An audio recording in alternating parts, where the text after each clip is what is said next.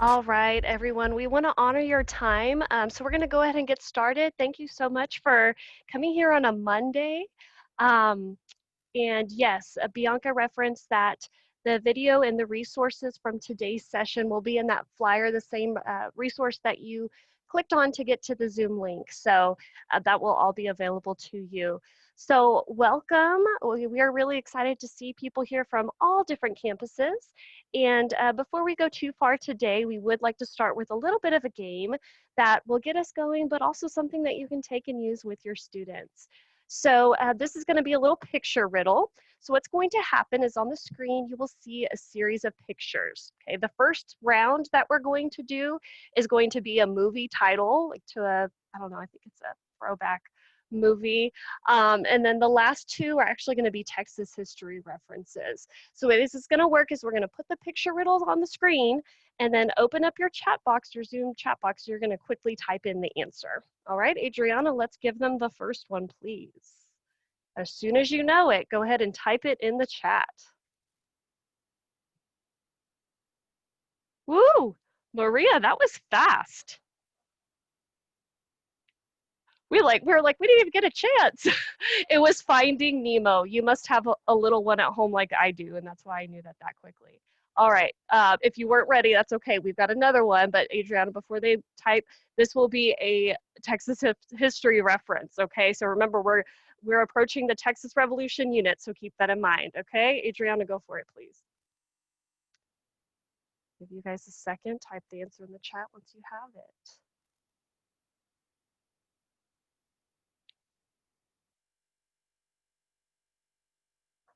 Oh, Cameron Carnes and Michael J. Y'all were like neck and neck on that one. Josh got it too. Wendy, yeah, Fredonian Rebellion. Excellent. I had fun with that one. I'm not going to lie. All right, we have one more. Adriana, go for it.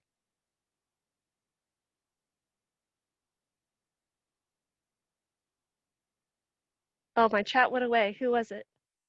Oh, we got a bunch of them. Woohoo!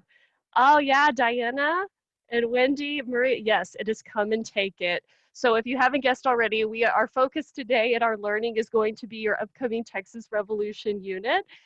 So I'd have you consider just doing a fun game like this to get your kids buy-in. I know that first 15 minutes of that live interaction, sometimes it's hard to get the kids to participate, right? So consider this as being an activity that you can use. On the quote on the next slide, I think really speaks to that idea of gamification. I'll let Adriana put that up on the next slide. So take a minute to read that.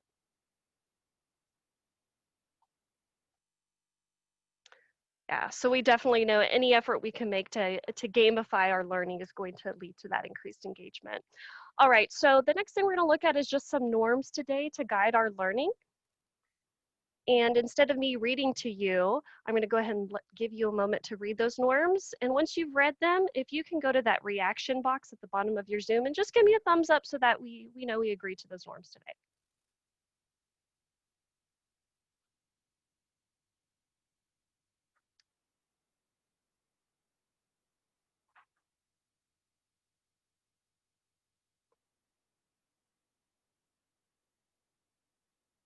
All right, thank you so much. Yeah, we look forward to our learning today.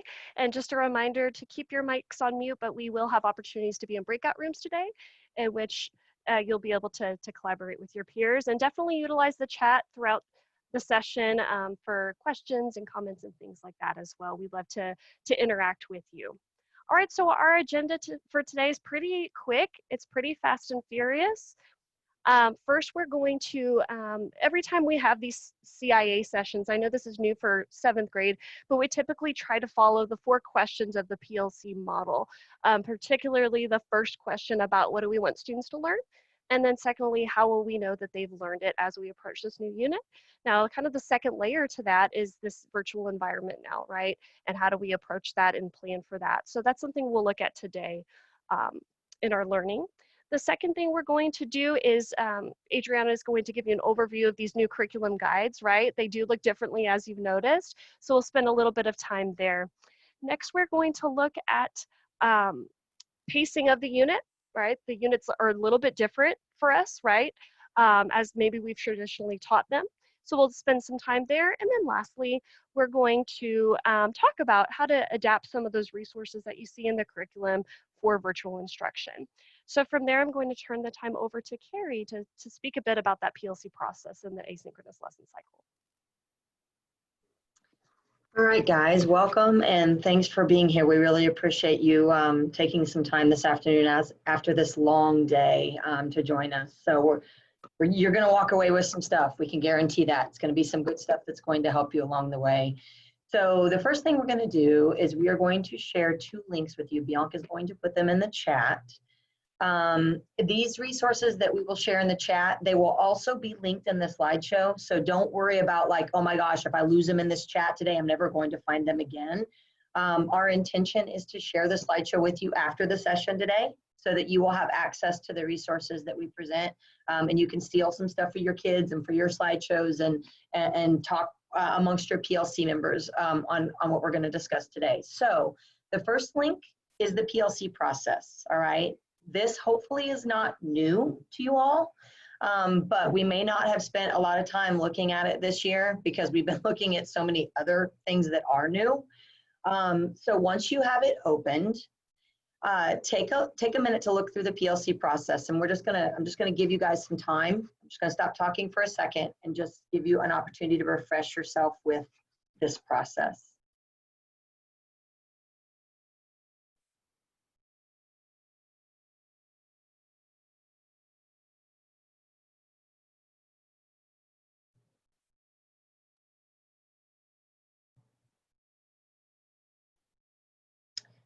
So the second link that Bianca put in the chat is the asynchronous lesson cycle. And of course, this cycle is new this year to us. And we actually adopted the cycle after we got into learning and realized that we needed to make some adjustments along the way. So the cycle was designed to help us guide our thinking as we plan for asynchronous instruction. So what I would like for you to do is hopefully you have both of those tabs opened, and you may have to toggle a little bit back and forth, but I want you to take a little bit of time, and I want for you to think about what connections you can make between these 2 documents, the asynchronous lesson cycle and the PLC process. So take a couple of minutes. If you have to, jot it down on a piece of paper. All right, what connections do you see? And when you are ready, you can type your responses in the chat.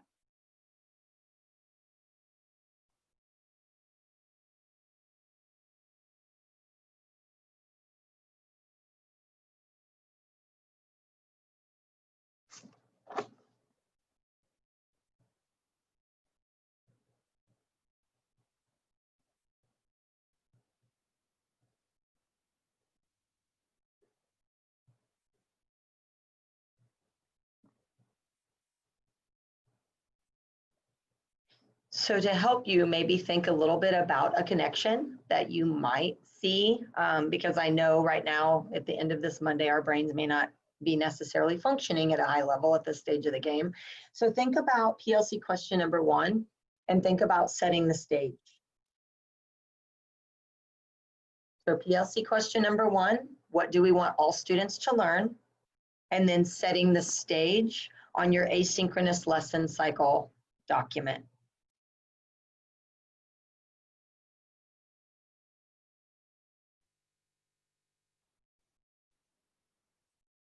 So if you look at the asynchronous lesson cycle document, you may notice that we are explicitly communicating to kids what they're going to learn, right? PLC question number 1 also connects to content because it is what we want our kids to learn along the way.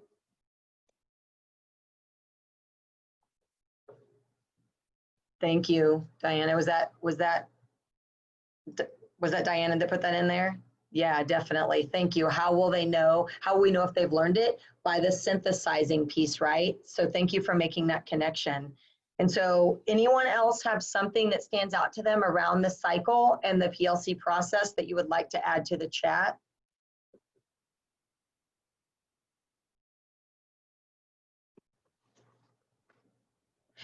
We're really wanting you guys to realize objectives for the day. Yeah, during the set the stage. Exactly. Another really good point. I think what we're trying to get at for you all today, as we set the stage for these virtual CIAs that we're going to be working through all year, is we want you guys to understand a couple of things. First off, that we can't lose sight of the PLC process, that it's really important. We've spent way too much time, energy, and effort as a district. We don't want to lose sight of that process. But we also want to help you understand that the asynchronous lesson cycle isn't so far away from that process. Right? Many things that you already did in the classroom and that you're probably really, really good at, you can also adapt to this virtual environment. And I think it's just helping us navigate along like with each other, right? Along the way. How does that look and work so that we're taking the skill sets that we already had and we're just trying to embed them into this asynchronous lesson cycle. So we hope you walk away today with some of that in your toolkit, right? So I'm going to transition to Adriana, who's going to discuss the pacing calendar with you and the Texas Revolution curriculum guides. So, as you notice that the curricular guides have changed a little bit this year. And so what I'm going to show you in this part is basically what stayed the same from last year and what's new this year. And this is pretty much the same curriculum, the outline throughout all the curricular guides that we're going to go over. So what stayed the same were the essential questions at the top. And Bianca, by the way, is going to paste the pacing calendar link. And I'm going to show you step by step on the Texas Revolution curricular guide where the differences are and the same thing from last year. So it stayed the same were the essential questions at the top, the TEKS on the left, and those statements on the right. And so this is what I wanted to show you what it is new. So this is the pacing calendar that Bianca just put in the chat. And I'm going to look for the Texas Revolution Guide, which is going to be our focus for today in this training. And so what I want to show you is, as you could tell, the essential questions are still there, and so are the TEKS and the no statement. And so this is what's new this year. There's some links within the no column. And so you'll see that when you click on them, there's some videos linked in there, some slides that are also linked in there, and other websites. So these are some of the things that are new this year. The other things that are also new is if you scroll all the way down, you have this section called student misconceptions, which are common misconceptions that are in this unit. And then if you continue scrolling down, you have what's called teacher notes. And basically these are vertically aligned concepts that are tied to the unit. And it has the definition and also the connection. This is also known as the vocabulary that you can focus on in the unit or also subunit where you're previewing the lesson. The other thing that is new this year is also the assessment exemplar, which are the formative and the summative. And one thing I do want to let you know is that this is a live document. We're constantly adding resources. So even though you might see some empty spots, it doesn't mean tomorrow it'll be empty there. It's being constantly updated since it's a live resource. Another section I want to show you is the instructional resources. So these instructional resources are throughout all the curricular units, and they vary by unit as well. So some of them might have a Quizlet set and some may not, but this is a live document that's also constantly updated. There's also SE accommodation and supplemental aids, and also EL resources in there as well, and some enrichment resources. So this is what's different from last year to this year. So you can see it's very condensed, also the information as well. So I'm gonna go back. So what I would like for y'all to do is, I would like for y'all in the chat to type in one thing that you appreciate in the new curricular guides, or one thing that stands out for you that's new in this curricular guide. Because I know it's a change from last year to this year.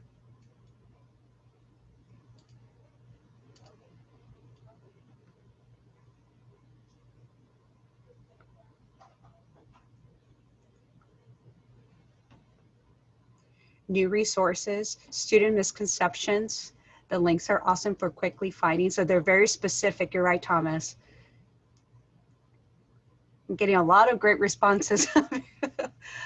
Misconceptions, links, there's links everywhere, resources, and also the organization of materials. You're right. The information is very condensed and it's very focused, especially with what's going on in our virtual environment. It really helps us to really hyper focus on what we need to teach to our kids. The information is definitely targeted at the ELs and misconceptions.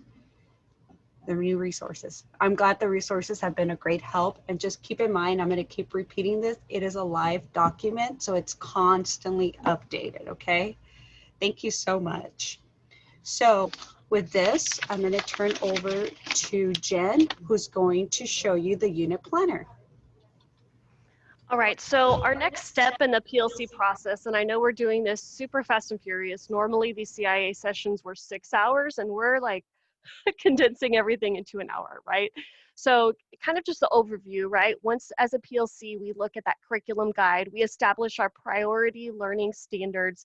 You'll notice that those stars were there to really indicate what those are.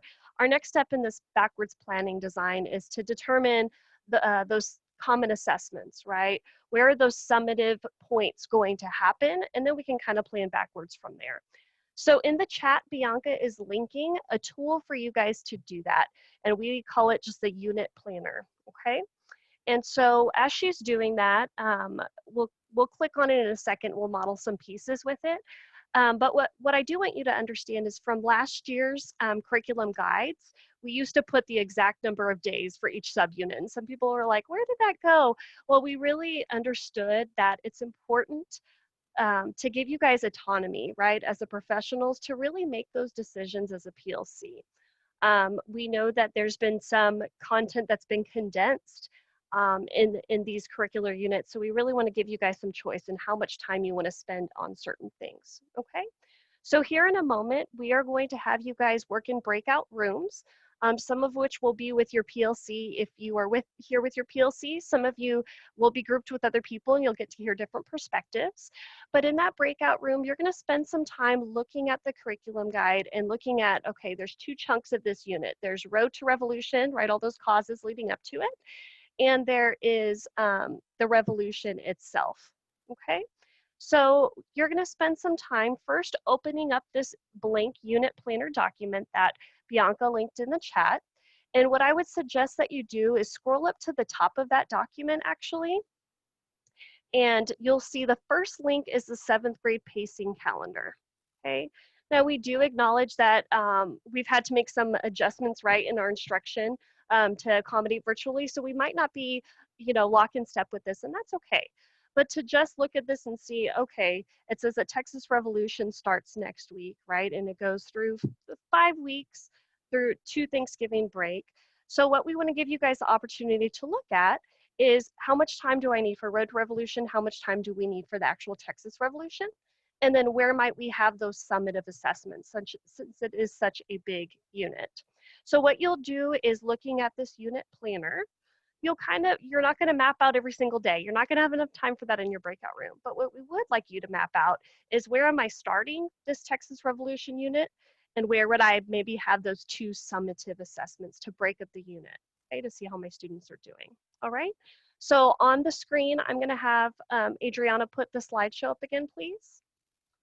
And what I'd suggest you do is to take out your phone, because if you're anything like me, you go to a breakout room and you're like, what were we supposed to do? Okay, so I'd encourage you to take out your phone now and to copy or to take a picture of the screen, because this is exactly what you'll be doing in your breakout room. About how many days will we spend on each of these 2 subunits and where might we summatively assess, okay?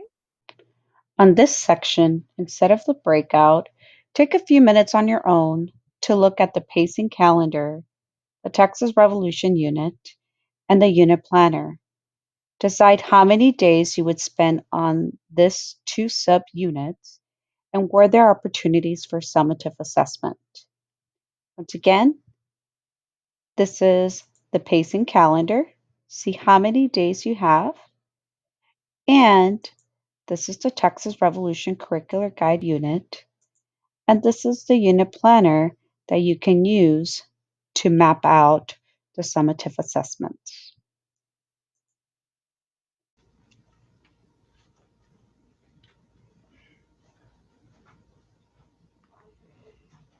All right.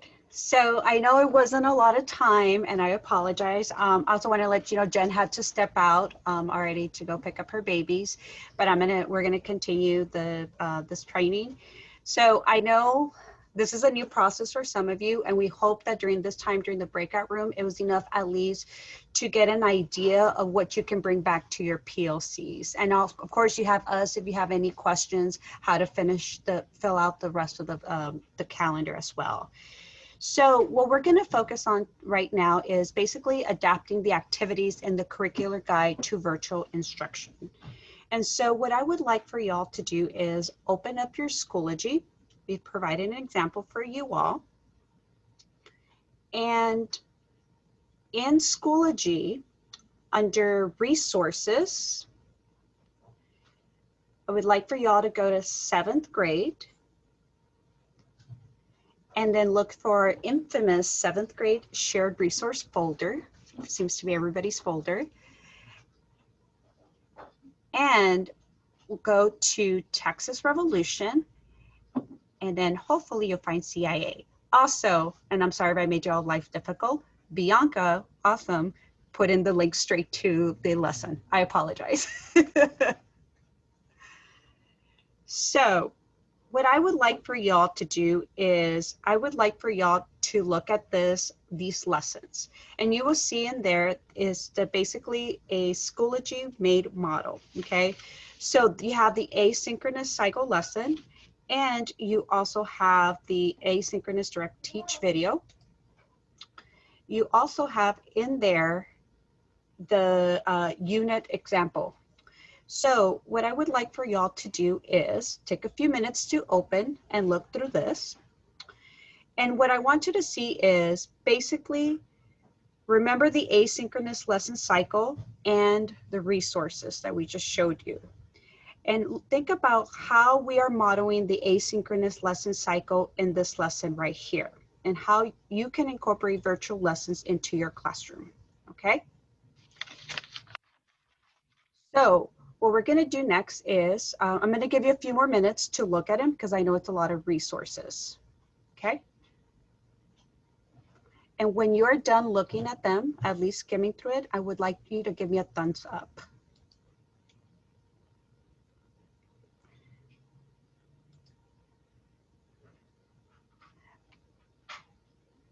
Ms. Hurd, can you Yes. real fast go back to the cycle? I wanted to take a picture of it, just like Yes. for my own. Thank Bianca, you. are you? Or, Coach Rod, are you talking about the asynchronous lesson cycle? yes, please.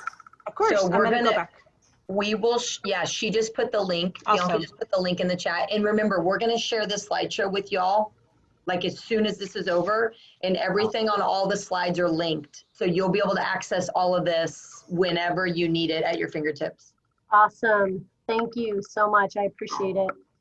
So take a few minutes. I'm going to give you around 2 more minutes to look at it, just to skim at the lesson. And when you're done, give us a thumbs up.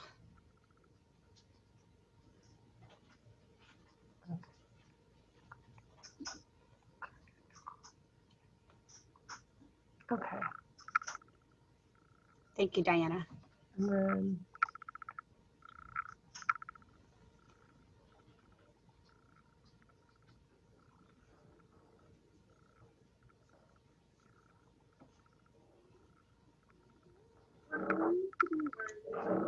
Okay, starting to see a couple thumbs up.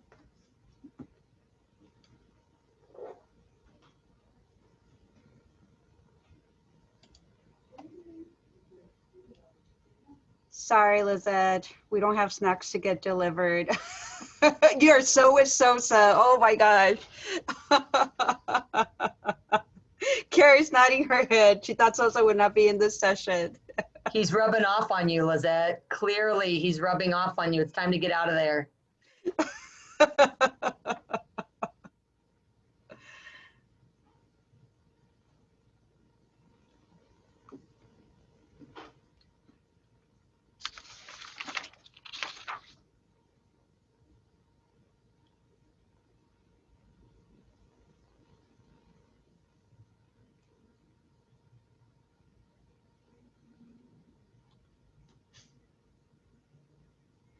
All right, so I know you probably didn't get through the lesson, and that's okay. At least if you got through the first chunk, that's okay. So here's what we're going to do. We're going to discuss the correlations you found in this Schoology model with the asynchronous cycle, just to see what you see on both sides. And so what's going to happen is you guys are going to go into a breakout room discussion. And what I would like for y'all to do is, if you have a phone or a second device, that was my niece's, I would like for y'all to take a picture of the discussion questions, because these are the questions you're going to take with you in the breakout room. And what I would like for y'all to do in the breakout room discussion, which you will have some time to discuss, what pieces of the asynchronous lesson cycle did you see? Because remember, you don't have to incorporate all of them in a day. What didn't you see, and how might you be able to address this in a future lesson, possibly the next day or during the week with the same learning target? And which of these pieces are you already doing? And which of these pieces would you want to work on implementing in your classes? So you're going to go into your breakout rooms and you're going to reflect on this. So instead of doing the breakout room discussions, you're going to be taking a few minutes on your own to see the lesson cycle and the lesson provided in the shared resources, which I will show you in a few seconds. So you want to reflect, what pieces of the asynchronous lesson cycle did you see? What didn't you see? And how might that be addressed in a future lesson with the same learning target? And which of these pieces are you already doing? And which of these pieces do you want to work on implementing in your classes? So I'm going to take you back to this. So in the slides, it shows how to access these resources. So you go to your Schoology Social Studies page. Under Resources, click on 7th grade resources. Then you're going to click on the 7th grade shared resource folder. Then you're going to look for the yellow folder that says Texas Revolution, the CIA October 12 example. So this is the asynchronous lesson cycle that we were referring to earlier. It has the 4 different lesson cycles that you can implement. So going back to my Schoology, you're going to see 2 examples here. One is a video, which you will be playing to see how it reflects the asynchronous cycle. So today, And then the second example that you see here is the Schoology Assessment.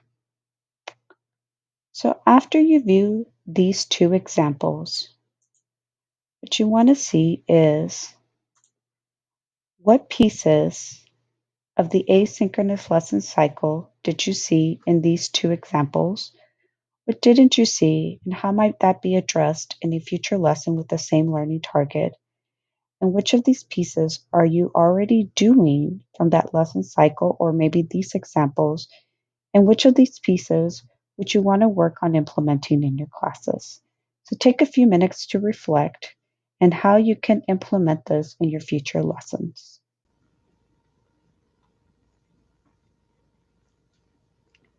All right, so I hope you guys had a chance to debrief a little bit on what you guys saw the asynchronous. And also, I hope you guys got some takeaways from this. And I know it's a lot to take in, so just take a big, deep breath. You're doing great. We just want to give you an example what you all can use. So this is just basically some debrief that you could take away. I know some of you were mixed in different rooms. I'm sorry, with different schools, and that was a good opportunity to get different ideas. So this was just, what we showed you was just one example of how you can address this learning target. But remember, as you probably discussed in your breakout room, there was probably many ways to discuss this learning target and probably continue it the next day as well, right? So now that I show you how to implement the resources, how to use a resource using the asynchronous model, Bianca is now going to show you the behind the scenes. So with that, we're going to switch on sharing the screens.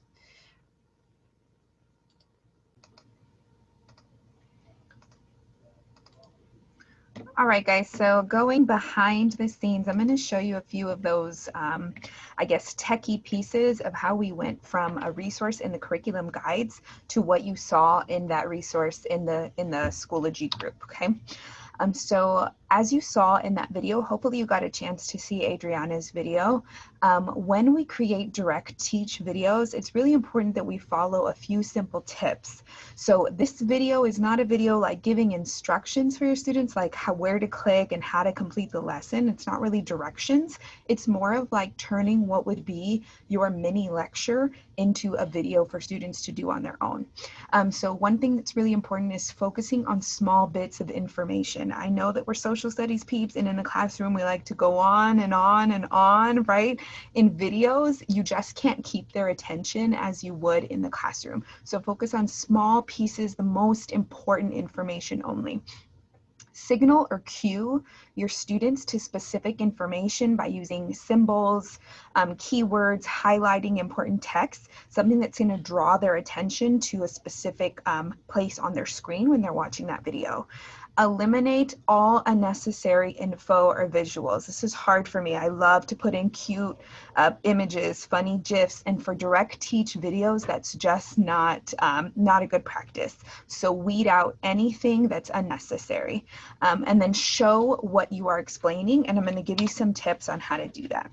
So the video that you saw was from an original resource in the curriculum guides. And just a few tech tips is adding animation. So as you are talking about your content, you want information to show up while you're talking about it. And so one thing you can do is add animation to your slides. So let's say I wanted this text box and this image to show up at a certain time together when I'm talking about it. So I'm going to click on this text box, and then a keyboard shortcut, if you hold down Control and also click on this image, now I have both of these selected. And I'm going to go to Insert, Animation. And here, let me move you guys. Here I have animation for those two things to show up at the same time. Let's say I want these two to show up next. I'm going to do the same thing. Control, click both of them, add animation. And now when I show my slide, when I click, oops, forgot about that little one, but when I click, these will show up, okay? If you want, let's say you have bullet points, like on slide 4, I'm gonna click on this text box, same thing, insert, animation, and I'm gonna click by paragraph, and that means these bullet points will show up one at a time on my click. Okay, so those are just some simple tools. Also inserting arrows or red text box outlining what you're talking about is going to be really helpful as well. So another thing that you probably noticed is that assessment that was in there.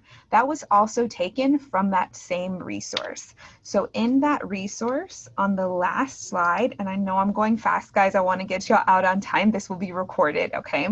On that last slide, there was a link to an activity. This is like a cut and paste activity that your students would literally use scissors for, cut and glue into certain places on a paper. Doesn't that sound ancient now? Like who cuts and pastes anymore?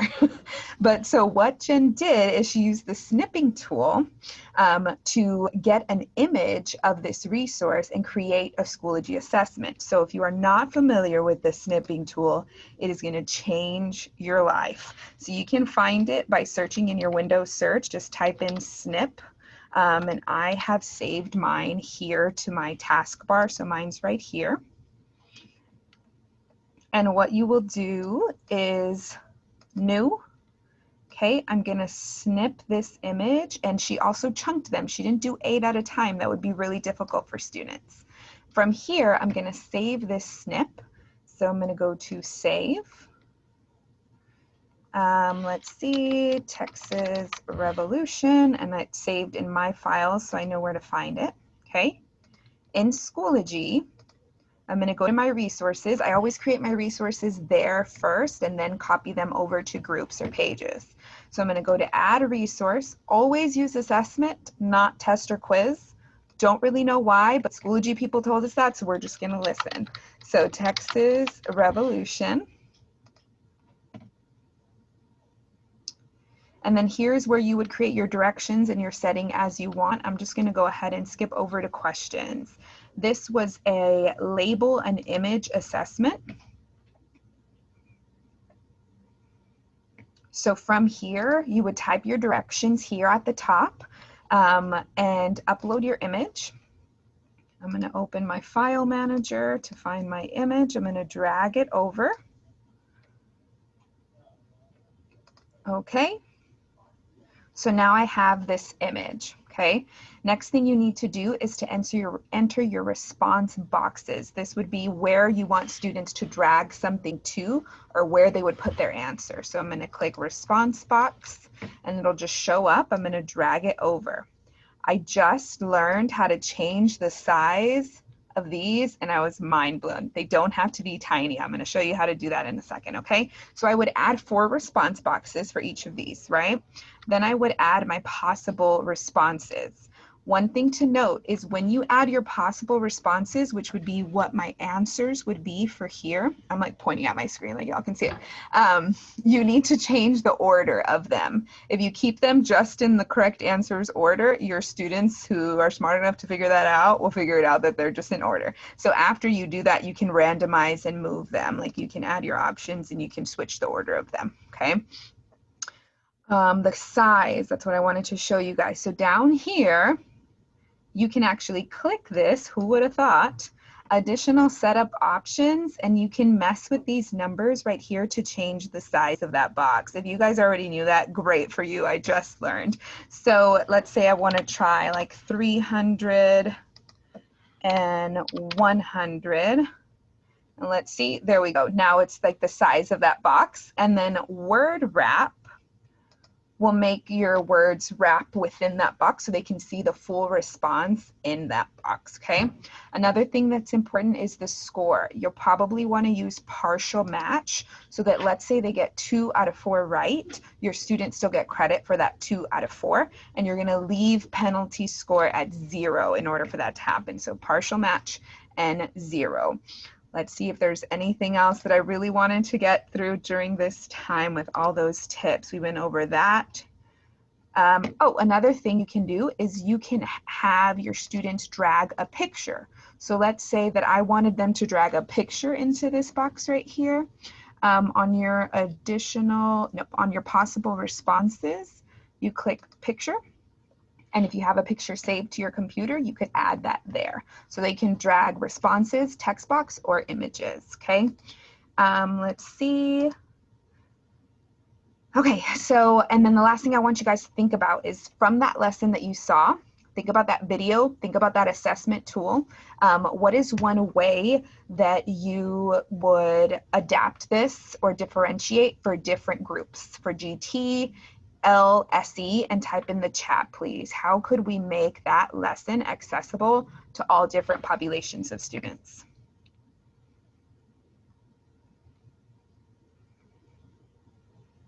If you don't want to type in the chat, unmute. If you just want to finish the sentence too, that's okay. Yes.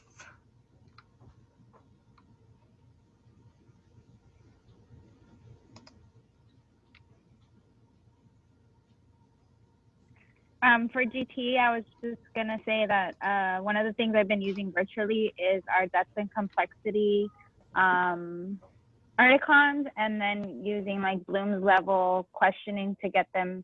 So I might do a lot of multiple choice and then end it with like an open-ended for them, just to make sure that we're hitting like higher level. I think that can be used for pre-AP as well.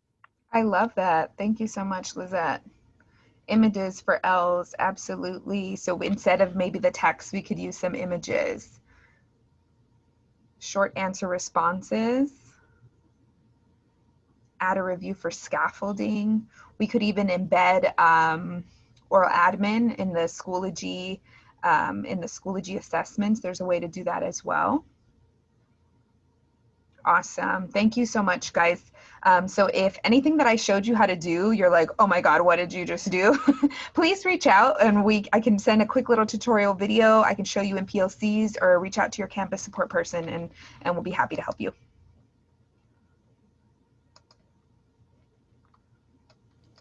So now I'm going to show you the virtual resources. And that was great info that Bianca showed you. I know it sounded really fast, but don't worry. We're recording this, so you can always refer back to this, okay? And you can always reach out to one of us. So I'm going to wrap it up, what's remaining of this training. And so just something that we want to show you is our updated middle school social studies virtual resources. So what I would like to show you is, Bianca's going to drop the link on the chat, is we did update some things as of last Friday. So when you look at this page, I'm not going to go through all of it just because of time. You'll see some yellow parts that say new. And that's basically things that we just recently added. So we just added a link on Schoology Help. We also added some social media fun inspired Google slide templates. Really fun if you want to do something fun with your kids. And if you scroll all the way to the bottom, it looks very similar. These parts like last year, this is where the changes happen. So we have resources for accommodating virtual learning. Also some links for CMS testing virtually help sheets. And this is what's new, which is basically the links that were provided directly from Schoology. We link them to this. So these are very helpful resources. This is really helpful, these links, because they're constantly updating of what's going on with Schoology as well. So the next thing I want to show you is basically what I would like for y'all is, because of time, we can't go more in depth on this, but what I would like for y'all to think is, I would like for y'all to choose another resource in the curricular guide. So I know some of us are in different spots in the pacing calendar. And what I would like for y'all to take away from this training is, what resource in the curricular guide, either the slides or a video that you find, how can you adapt it to fit in a virtual instructions and with your students? Maybe it's something that you've already implemented from the asynchronous lesson cycle, or maybe it's something that you saw in the examples. How can you adapt it to that?